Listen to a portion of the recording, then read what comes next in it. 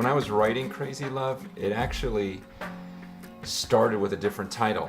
We had a working title of Obsessed with Jesus in a Lukewarm Church. And I kind of knew that I wouldn't end up with that title because it was kind of long, but I love the idea of being obsessed. There's something about that word because there's so many people in the American church today who like Jesus Christ. There's no doubt about it. They like him, maybe even have some love for him, but I certainly wouldn't describe them as being obsessed, and yet in Scripture, that's exactly what we see the people, that's exactly what they are. I mean, but it makes sense. It makes sense because you think about it, if this group of people really saw a man die and then rise from the grave, it makes absolute sense that once they saw that, they would say, okay, nothing else matters. I really don't care about my house. Look, here, you can have it. You can, because I know there's something far greater than what's going on this earth. And so I think that's why they started selling their possessions, caring for one another, going, man, I don't care about things on this earth. All I care about is I got to make sure all of my friends know. I got to make sure other people know, because I am sure now that there's life after death. So when you read that, it absolutely makes sense that these people are obsessed. That's why they're getting together in each other's homes saying, we can never forget what we saw. Let's take of this bread. Let's take of this cup. Let's always be reminded we saw the Son of God. We touched him, we spoke to him, and we saw him die for us, and then we saw him rise from the grave. Absolutely nothing else matters. Now, what wouldn't have made sense is if the Bible said these people experienced all that, they saw the Son of God tortured, they saw him die on a cross, they saw him rise again, so they decided to get together once a week and have services where one of them would preach and they'd have really cool music, and then they went back to life as usual.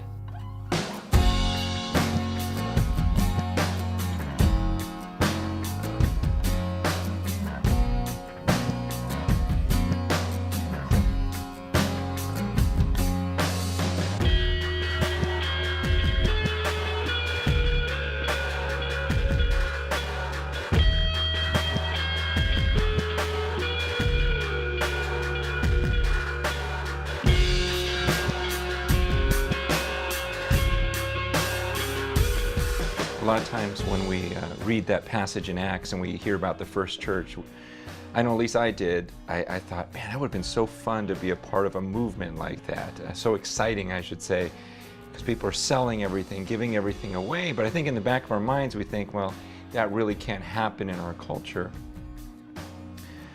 But it was interesting because we had this elder meeting a while back and we all asked the question, why not?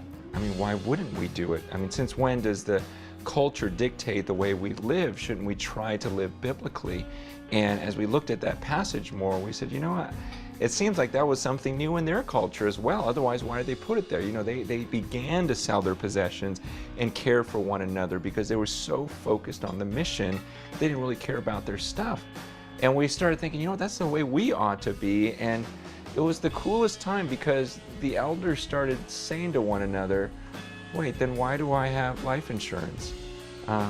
If you guys will take care of me, I don't have to worry about that.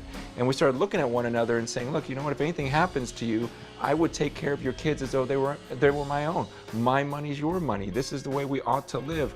We're more about this mission than we are about protecting our own stuff. And it was so cool because these guys would look me in the eyes and they would say, listen, if anything ever happened to you, I promise you that I would take care of your family. And I trusted them because by looking at their lives, I could tell, you know what, these guys are serious about God. They would not back off of that commitment. And so we started kind of relinquishing all of our possessions. I mean, honestly saying to each other, you know what, my car's your car, my bank account's your bank account. You know, we really are family. This really is a spiritual family here. And I don't use this word a whole lot, but it truly was awesome. I mean, there was something about that time where I walked away that night going, wow, that felt so biblical. That actually felt like Christianity. In your groups this week, it'd be great if you answered the question, why not? In other words, ask each other, well, why can't we live the way they did in the early church? Why wouldn't we do that? And be honest with issues of trust.